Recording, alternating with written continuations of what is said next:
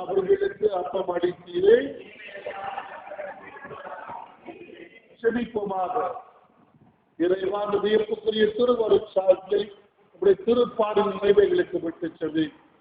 நம்முடைய திருவுடல், திரு ரத்தம் இவற்றின் மறைப்பொருளை வணங்கும் நாங்கள் இந்த வீட்டின் பாடுகளை என்றும் நினைவு பூர்வமாக என்றென்றும் வாழ்ந்து ஆட்சி செய்கின்றவர் நீரே.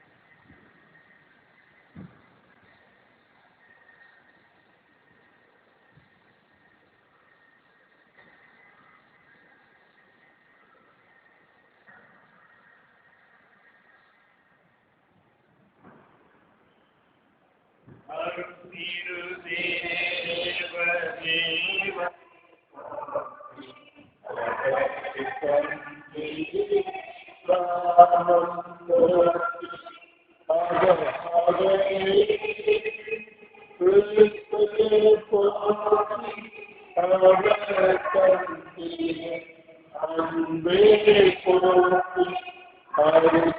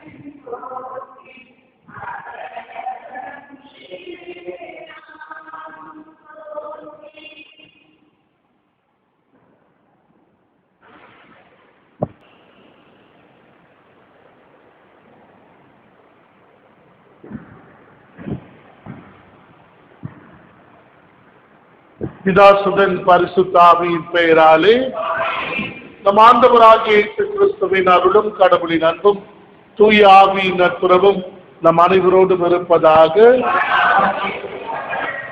இந்த திருப்பலியானது ராஜ்குமார் செபிமார் குடும்பத்தினால் நன்றியது திருப்பலியாக ஒப்புக் கொடுக்கின்றது. மேலும் கபேல் தேசிய அவர்கள் தன்னுடைய முதலாவது திருமண ஆண்டு நாளை சிறப்பிப்பதால் அவர்களாலும் திருப்பலி நன்றியது திருப்பலியாக ஒப்புக் கொடுக்கப்படுகிறது. இந்த குடும்பங்களுக்கு இறைவன் தொடர்ந்து அன்னை மரியாள் வழியாக அருளாசி வழங்கி தொடர்ந்து பாதுகாக்க வேண்டும் என மன்றாடுவோம். மேலும் லலிதா தேவி குடும்பத்திற்காகவும் இந்த திருப்பலி ஒப்புக் கொடுக்கப்படுகிறது. குறைந்து வருகின்ற கொள்ளை நோய் முற்றிலுமாய் அழிந்து போகும்படியாக இறைவனை பார்த்து மன்றாடுவோம். சிறப்பாக மறை மாவட்டத்தில் மற்றும் பகிலும் இந்த நோயினால் அவதிருக்கின்ற மக்கள் அன்னை மரியாளின் பாதுகாப்பு வழியாக நற்சுகம் பெற்று மீண்டுமாய் இறைவனோடு இருந்து மகிழ்ந்திருக்கக்கூடிய அருளை அளிக்க வேண்டும் என மன்றாடுவோம். நாம் செய்த தவறுகளை பாவங்களை நினைவிற்கு கொள்வது மன்னிப்பும் மன்றாடுவோம்.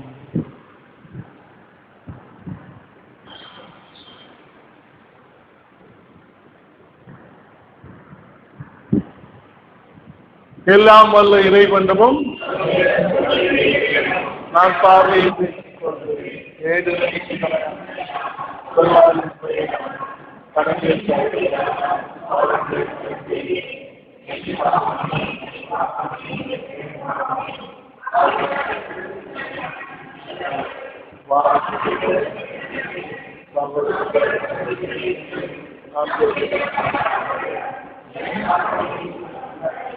எல்லாம் அல்ல இறைவன் அமைதிராக்கம் வைத்து நம் பாவங்களை எல்லாம் மதித்து நம் அனைவரின் நித்திய வாழ்வுக்கு அழைத்து செல்வாராக.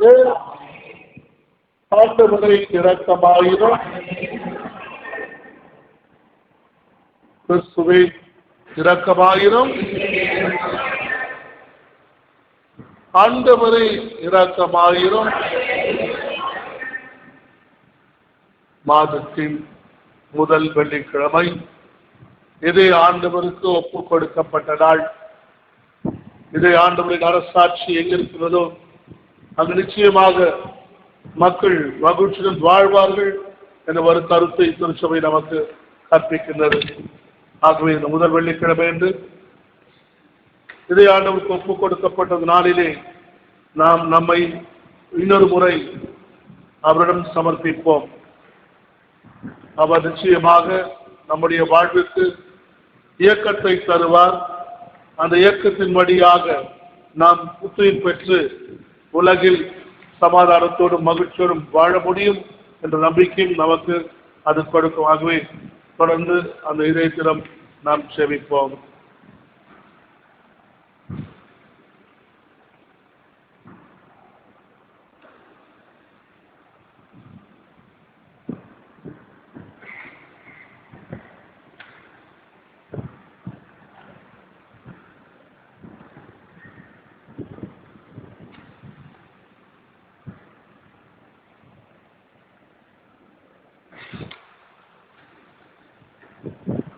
எல்லாம் அல்ல இறைவா, அன்பார்ந்தும் திருமகனின் இதயத்தை எண்ணி பெருமை கொள்ளும் நாங்கள் தம் அன்பினால் அவர்களுக்கு புரிந்து வருகின்ற வியத்தகு நன்மைகளை நினைவு கூறுகின்றோம். இவ்வாறு விண்ணக கொடைகளின் ஊற்றாகிய அத்திரு இதயத்திற்கு புதிய வழிமாறுகளை நாங்கள் பெற்றுக்கொள்ள தகுதி பெற செய்வீராக. எங்கள் ஆண்டவராகிய கிறிஸ்து வழியாக உம்மை மன்றாடுகின்றோம்.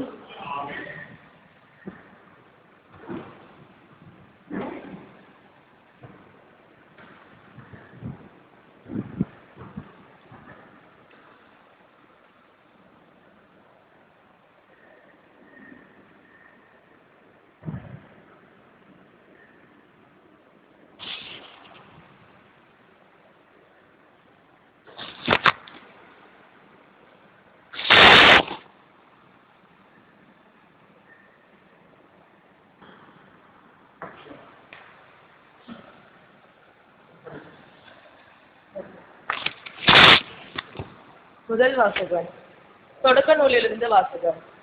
அந்நாட்களில் சாரா 187 ஆண்டுகள் வாழ்ந்தார். சாராவின் வயது இதுவே. கானான் நாட்டில் உள்ள எப்ரேயன் என்ற கிரியத்து அரபு நகரில் சாரா இருந்தார். அவருக்காக புலம்பி அழுவதற்காக ஆபிரகாம் சென்றார். பிறகு சடலம் இருந்த இடத்தை விட்டு அவர் எழுந்து இத்தியரிடம் சென்று சொன்னது, நான் உங்களிடையே அந்நியனும் அகத்தியுமாய் இருக்கிறேன். என் வீட்டில் இறந்தாரை நான் அடக்கம் செய்வதற்கான கல்லறை நிலத்தை உங்களுக்குரிய சொத்திலிருந்து எனக்கு விற்றுவிடுங்கள் என்று கேட்டார். இவ்வாறு மம்ரே அருகில் மக்பேலா நிலத்தின் கல்லறையில் ஆபிரகாம் தம் மனைவி சாராவை அடக்கம் செய்தார். இதுவே கானான் நாட்டில் இருக்கும் எப்ரேயர். ஆபிரகாம் வயது மிகுந்தவராய் முதுமை அடைந்தார். ஆண்டவர் அவருக்கு அனைத்திலும் ஆசி வழங்கியிருந்தார்.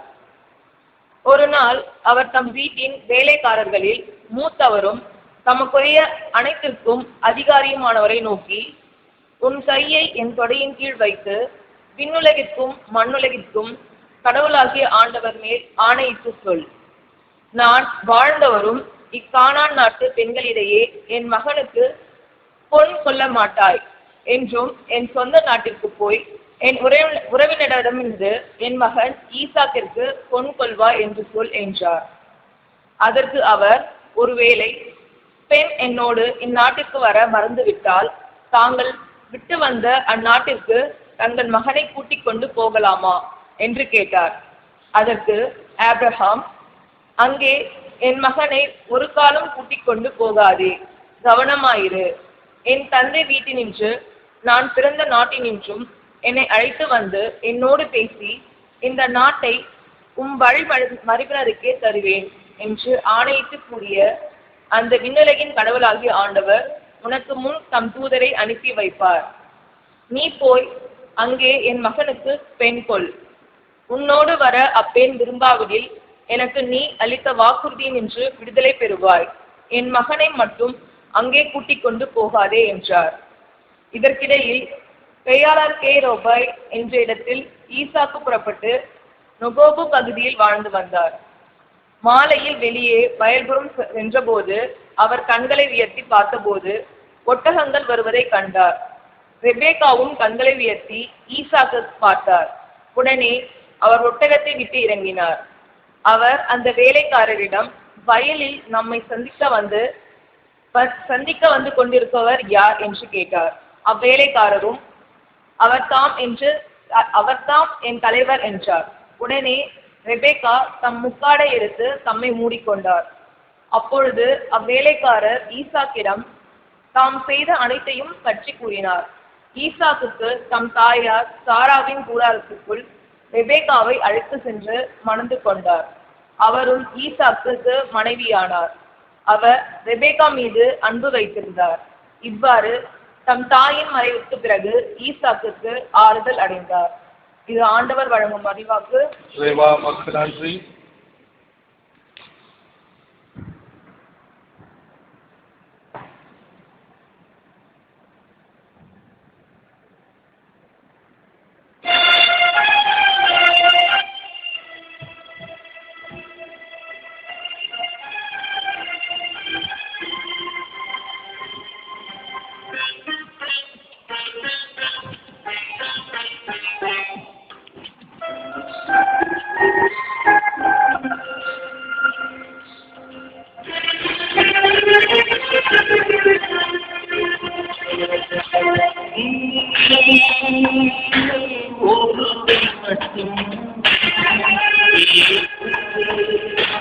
என்னை என்னை விட்டு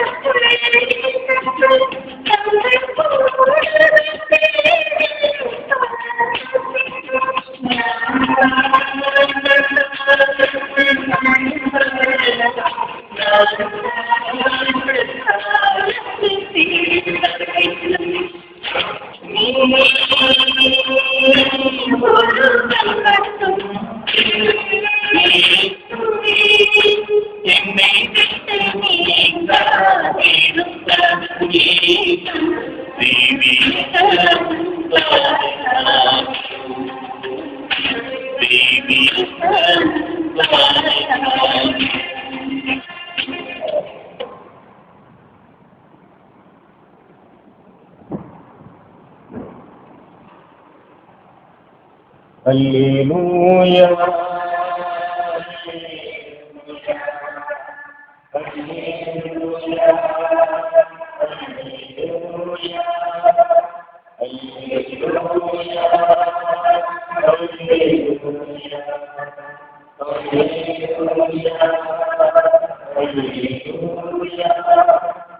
பெரும் சுமை சுமந்து சோர்ந்திருப்பவர்களே எல்லோரும் என்னிடம் வாருங்கள், நான் உங்களுக்கு இளைப்பாறுதல் தருவேன் என்கிறார் ஆண்டவர். அல்லேலூயா.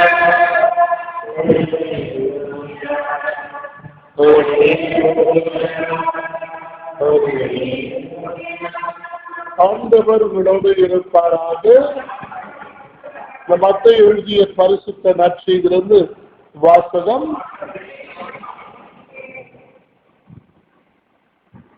அதிகாரம் 9, இறைவசனங்கள் 9 முதல் 13 முடிய.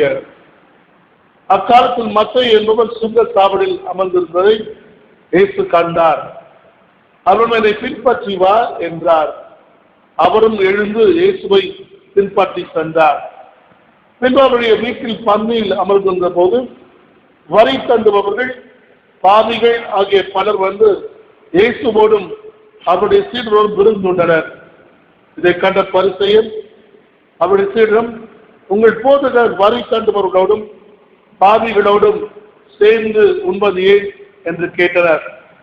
இயேசு இதை கேட்டவுடன், நோயற்றவருக்கு அல்ல, நோயுற்றவருக்கே மருத்துவர் தேவை, பலியை அல்ல இரக்கத்தை விரும்புகிறேன் என்பதன் கருத்தை நீங்கள் போய் கற்றுக்கொள்ளுங்கள். இதில் நேர்மையாளரை அல்ல பாவிகளையே அழைக்க வந்தேன் என்றார்.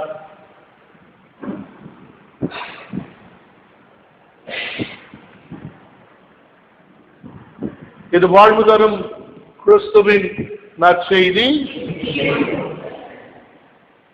அன்பார்ந்தவர்கள், 2 கருத்துக்கள் இந்த நற்செய்தியின் வாயிலாக. நாம் வாழுகின்ற வாழ்க்கை நாம வாழுகின்ற வாழ்க்கை அல்ல, இறைவனால் இயக்கப்படுகின்ற வாழ்க்கை. ஆனால் அதனுடைய வெளிப்பாடு நம்மை சார்ந்தது. இறைவன் நாம் நல்ல வாழ்க்கை வாழ வேண்டும் என்று நம்மை இயக்கினாலும் உறுதி தள்ளினாலும் அதனுடைய வெளிப்பாடு நம்மை சார்ந்தது. The will of man, தனிப்பட்ட சிந்தனையும் உள்ளத்தையும் நிறைவு அளித்திருக்கின்றார். அதன் அடிப்படையில் சிந்தித்தும் உள்ளத்தில் எடுக்கின்ற உணர்வுகள் அடிப்படையில் நாம் நம்முடைய செயல்பாடுகளை செய்கின்றோம்.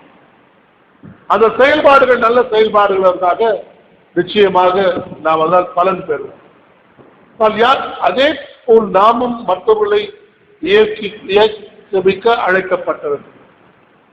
You are called to motivate others. நல்வாழ்க்கைக்காக. ஆனால் கிறிஸ்துவின் வாழ்க்கையை பார்க்கும்போது அவ்வாறு அவர் போதித்த இடங்கள் எல்லாம் வெறுப்பை தான் பெற்றுக் கொண்டார், இடர்பாடுகளை தான் சந்தித்தார், துன்பங்களை தான் மேற்கொண்டார். அதுபோல் ஒவ்வொரு அப்போஸ்தலரும் நல்வாழ்க்கையை போதிக்கும் போது இயக்கும் போது அவர்கள் பெற்றுக் கொண்டது எதிர்ப்பும் துன்பங்களும் துயரங்களும் தான். ஆகிய நல்வாழ்க்கையை வாழும்போது அது எளிதான வாழ்க்கை அல்ல. அந்த வாழ்க்கையை நாம் எடுத்து காட்டும் போது நிச்சயமாக துன்பங்களை சந்திப்போம். அந்த துன்பங்களை நாம் பயப்பட தேவையில்லை. கடவுள் என்றும் நம்மோடு இருந்து நம்மை தாங்கி பிடித்துக் கொண்டிருக்கின்றார். நாம் துவண்டு விழ மாட்டோம். அது கிறிஸ்து நிலம் சந்திக்கின்ற ஒரு சோதனைக்கு ஒரு சாட்சியாக அமைகின்றது.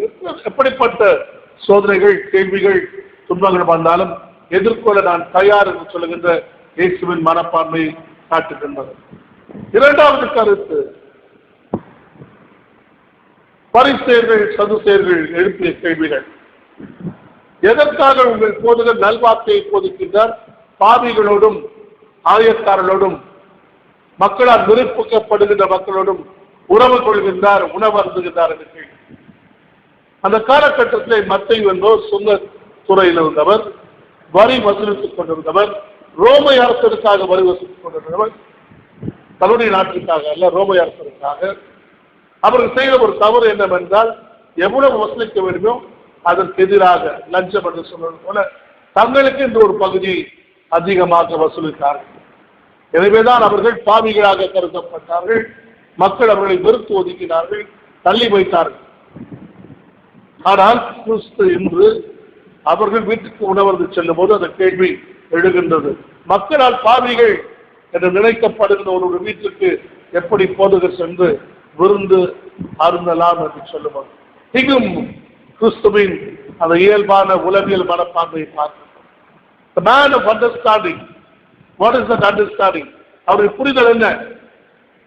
வெளியிலிருந்து நான் சொன்னால் யாரும் மாற மாட்டார்கள். மாறாக அவர்கள் மாறுவதற்குரிய சூழ்நிலையை ஏற்படுத்த வேண்டும்.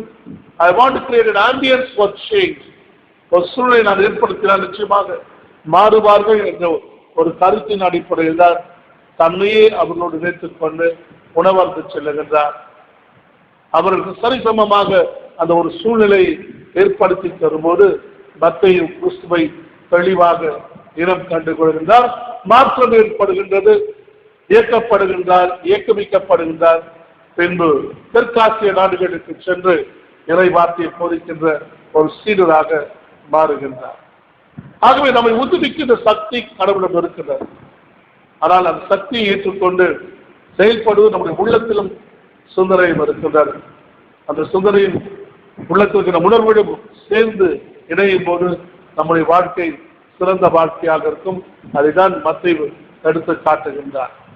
தன்னோடு இருந்து உணவருந்துபவர் ஒரு பெரிய போதகர். நம் வீட்டுக்கு வருவது நாம் தகுதியற்றவன். அவர் வந்து நம்மை சரிசமமாக நடத்தும் போது நாம் அவரை மதிக்க வேண்டும் என்ற ஒரு எண்ணம், மாற வேண்டும் என்ற ஒரு எண்ணம், தவறிலிருந்து விடுபட வேண்டும் என்ற எண்ணம், செய்த தவறை திருத்த வேண்டும் என்ற எண்ணம் அவருக்குள் எழுகின்றது. இது சிந்தனையின் அடிப்படையாக, உணவின் அடிப்படையாக நிகழ்ச்சி அடைகின்றார். யார் வீட்டுக்கும் செல்லாத ஒரு போதகர் நம் வீட்டுக்கு வந்திருக்கின்றார் என்றால் நாம் எந்த அளவுக்கு பெருமைப்படுத்தப்படுகின்றோம், மதிக்கப்படுகின்றோம் என்ற அடிப்படையில் உணர்ச்சி வசப்படுகின்றார். அந்த உணர்ச்சியின் மேலாக சிதன் அடிப்படையில் மாறுகின்றார். ஒவ்வொரு நாளும் அதே இயக்கத்தை இயக்க நம்மை கடவுள் ஒன்றுவிக்கின்றார். நம்மை அந்த குறிக்கோளோடு செல்வதற்கு நம்மை வழிநடத்துகின்றார். He gives us the motivation to do the best. ஆனால் அதை ஏற்றுக்கொண்டு வாழ்கின்றோமா இல்லையா என்பதுதான் நம்முடைய கேள்வி. சிந்தித்து பார்ப்போம்.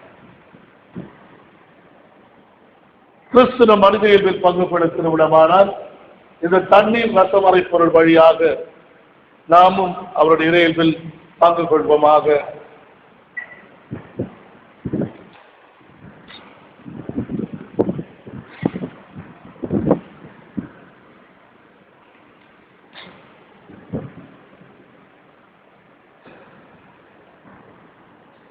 ஆண்டவரை அழைத்துள்ளகிறோம், போற்றுகிறோம்.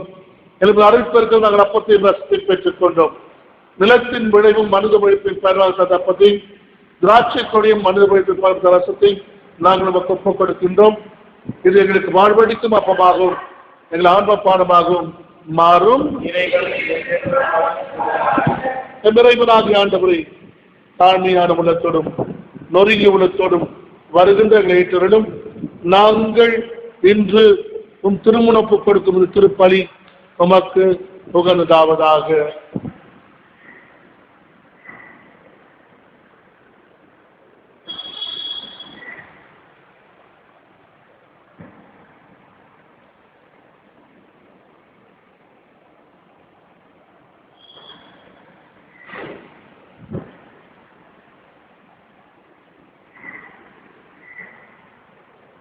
ஆண்டவரை குற்றங்களை கழிந்துவிட்டு பாவத்தில் வந்து என்னை கூறி ஆசிரியர்களும்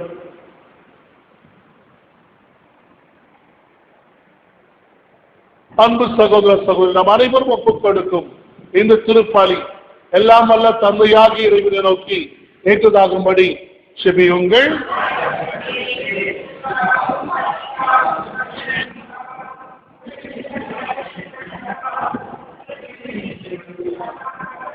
ஆண்டவரை அன்பார்ந்தவரும் திருவருடைய இதயத்தின் சுடற்கரிய அன்பை கண்ணோக்கியரிடம். அதனால் நாங்கள் ஒப்புக் கொடுப்பது உகந்ததாகி எங்கள் பாவங்களுக்கு கழுவாயாக அமைய அருள் புரிவீராக. எங்கள் ஆண்டவராகிய கிறிஸ்து வழியாக உம்மை மன்றாடுகின்றோம். ஆண்டவர் உங்களோடு இருப்பாராக. இதயங்களை ஆண்டவரிடம் எழுப்புங்கள். நம் இறைவனாகிய ஆண்டவருக்கு நன்றி கூறுவோம். ஆண்டவரை தூயவரான தந்தையை என்றும் வாழும் எல்லாம் அல்ல இறைவா, எங்கள் ஆண்டவராகிய கிறிஸ்து வழியாக என்னாலும் எவ்விடத்திலும் நாங்கள் உமக்கு நன்றி செலுத்துவது மெய்யாகவே தகுதி நீதியாகும். எங்கள் கடமையும் மீட்புக்குரிய செயலுமாகும்.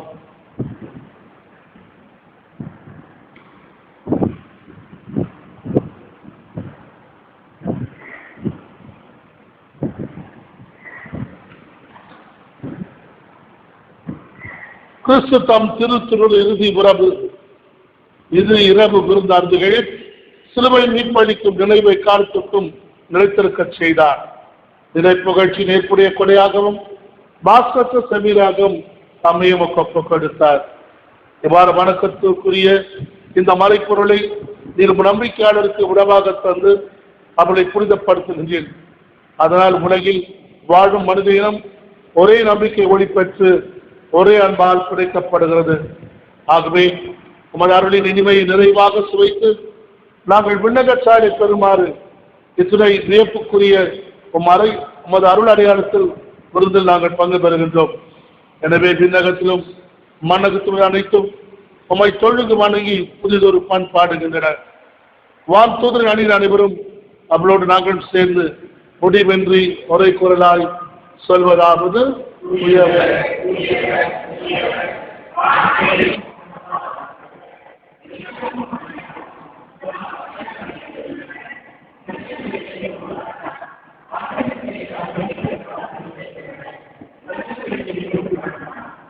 வானக தந்தையே, நீ மையாகவே பரிசுத்தர், புனிதத்திற்கெல்லாம் ஊற்று. ஆகபடி தூய ஆவியை பொழிந்து இக்காணிக்கைகளை புனிதப்படுத்த வேண்டுமென உம்மை தாழ்மையுடன் மன்றாடுகின்றோம். இவ்வாறு ஆண்டவர் இயேசு கிறிஸ்துவின் திருவுடலும் திருரத்தமுமாக எங்களுக்கு இவை மார்பனவாக. அவர் பாடுபட மனமும் வந்து தம்மை கையளித்த போது அப்பத்தை எடுத்து உமக்கு நன்றி செலுத்தி அதை பிட்டு தம் சீடர்களுக்கு அளித்து அவர் கூறியதாவது: அனைவரும் இதிலிருந்து பெற்று ஒண்ணுங்கள், இது உங்களுக்காக கையளிக்கப்படும் என் சரீரம்.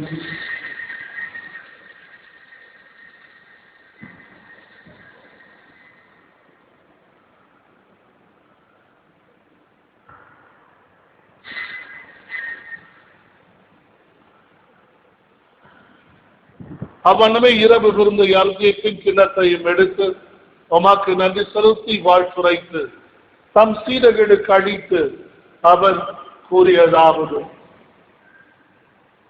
அனைவரும் இதிலிருந்து பெற்று பருகுங்கள். ஏழு புதிய நிலையான உடன்படிக்கைக்கான என் ரத்தத்தின் கிண்ணம். இது பாவ மன்னிப்புக்கென்று உங்களுக்காகவும் எல்லோருக்காகவும் சிந்தப்படும். இதை என் நினைவாக செய்யுங்கள்.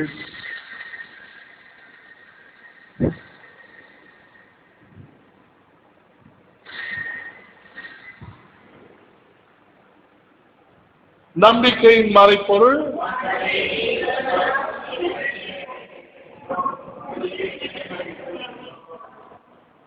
திருச்சபையின் தலைவர்களின் புதரில் இறைவன் நிறைவாக ஆசீர்வதிக்க வேண்டும் என மன்றாடுவோம். சிறப்பாக இந்த திருப்பலியை தாங்கள் பெற்றுக்கொண்ட நலன்களுக்காக நன்றியர்கள் திருப்பலியாக செலுத்தும் ராஜ்குமார் செபிமா குடும்பத்தினர், லலிதா டேவிட் குடும்பத்தினர் இவர்களை இறைவன் நிறைவாக ஆசீர்வதிக்க வேண்டும் என மன்றாடுவோம். மேலும் தங்களுடைய முதலாவது திருமண ஆண்டு நாளை சிறப்பிக்கின்ற கபிரேல் தேசி தம்பதியினர் இறைவனால் ஆசீர்வதிக்கப்பட்டு அன்னை மரியாளால் வரும் நாட்களில் பாதுகாக்கப்பட்டு நிலைநிறுத்தப்பட வேண்டும் என உருக்கமாக மன்றாடுவோம். நம்முடைய தனிப்பட்ட கருத்துக்களுக்காக ஆண்டவரை பார்த்து உருக்கமாக மன்றாடுவோம்.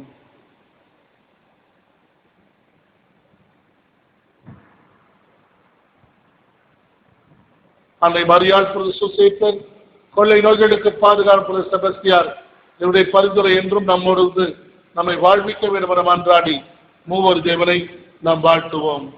இவர் வழியாக இவரோடு இவர் எல்லாம் அல்ல இறைவனாகிய தந்தையே தூயாவின் ஒன்றிப்பில் எல்லா புகழும் ஆட்சியும் என்றென்றும் உமக்கு உரியதே.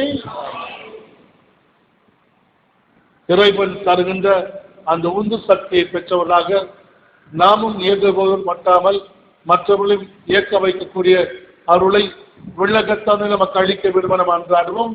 விண்ணுலகில் இருக்கிற தந்தை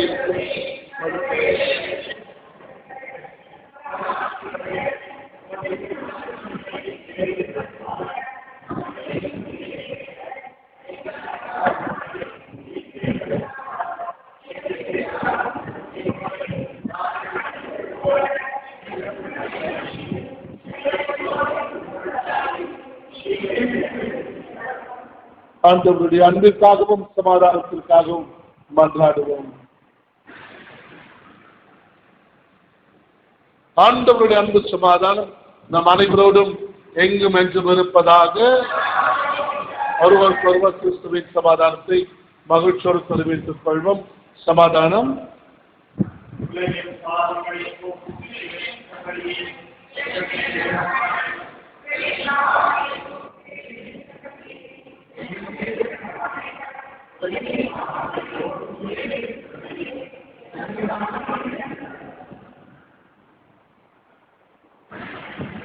இதோ இறைவனின் சமாரி, இதோ உலகின் பாவங்களை போக்குகின்றவர்.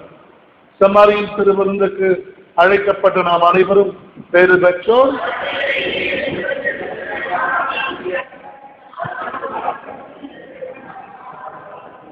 கிறிஸ்துவின் திருமணம் நம்மை காத்து நமக்கு நித்திய வாழ்வு அளிப்பதாக.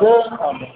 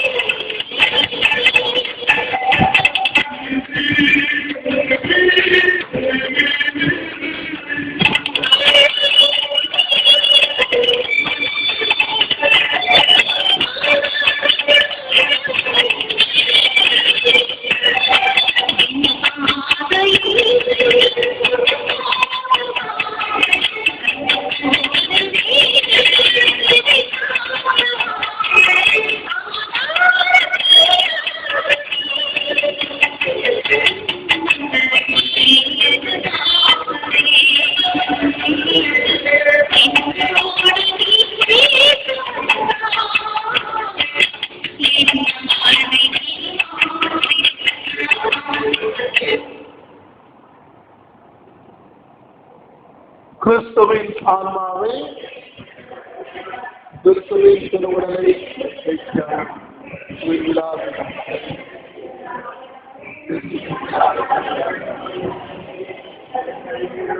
கிறிஸ்துவின்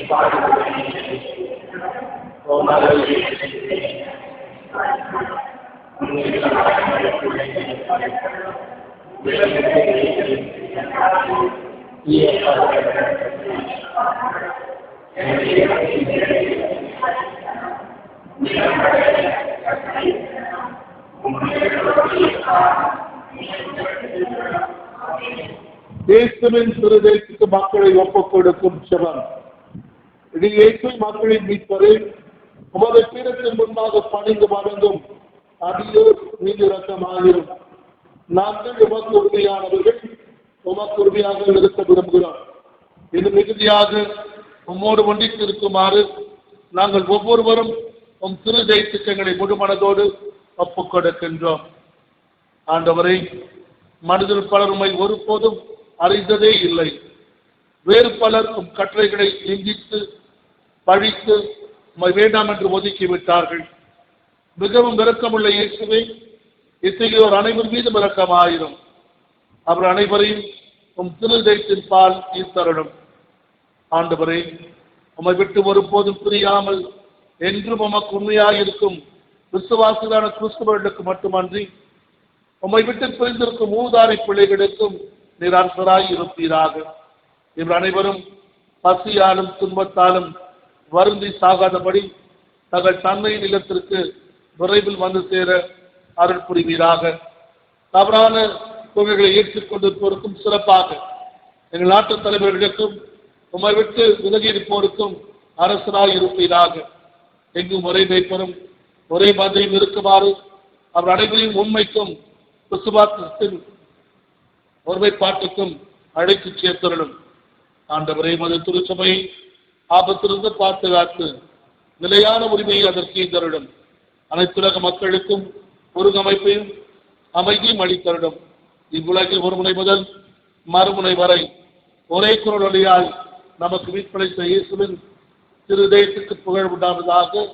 மாட்சியும் வணக்கமும் என்றென்றும் செலுத்தப்படுவதாக என வாழ்த்தொழி விடாது எழுவதாக. ஆண்டவர் உங்களோடு இருப்பாராக. எல்லாம் அல்ல இறைவன் பிதா சுதன் பரிசுத்த ஆவி நம் அனைவரும் விரைவாக ஆசீர்வதித்து என்றென்றும் எப்போதும் பாதுகாப்பவர்களாக. சென்று வாழ்வோம். திருப்பலி நிறைவேற்று.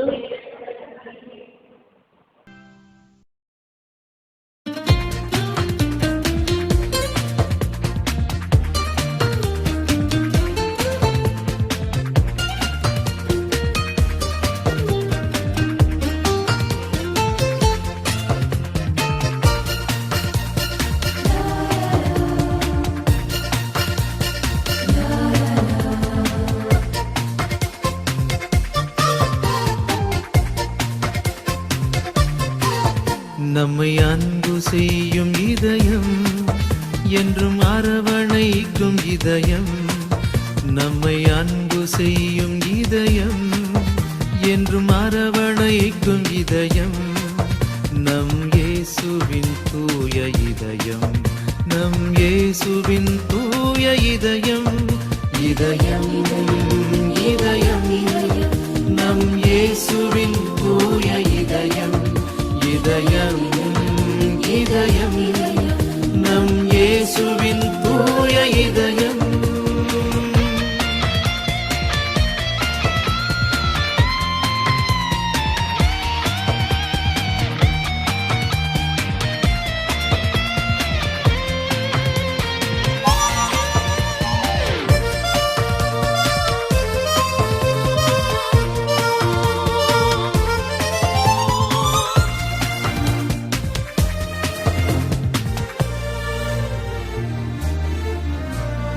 ஏழை எளியோர்க்கு இறையரசை வாக்களித்த இதயம், துயருவோர்க்கு ஆறுதல் அளிக்கும் இதயம். ஏழை எளியோர்க்கு இறையரசை வாக்களித்த இதயம், துயருவோர்க்கு ஆறுதல் அளிக்கும் இதயம். கனிவோடு பணிவிடை செய்ய பணித்தனல் இதயம். நம்மை கனிவோடு பணிவிடை செய்ய பணித்தனல் இதயம். இரக்கம் மிகுந்தோர்க்கு இரக்கம் அளிக்கும் இதயம். நம் இயேசுவின் தூய இதயம். இதயம் இதயம் நம் இயேசுவின் தூய இதயம். இதயம் இதயம் நம் இயேசுவின் தூய இதயம்.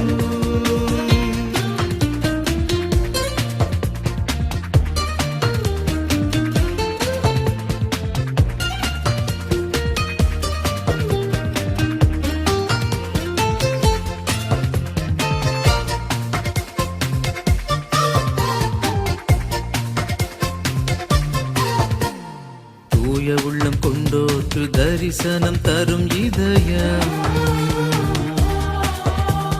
நீதிக்காய் உழைப்போர்க்கு நிறைவு அளிக்கும் இதயம்.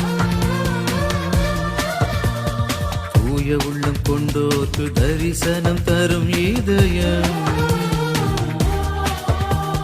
நீதிக்காய் உழைப்போர்க்கு நிறைவு அளிக்கும் இதயம். அமைதியை அவனியில் விதைக்க பணித்தனல் இதயம். நம்மை அமைதியை அவனியில் விதைக்க பணித்த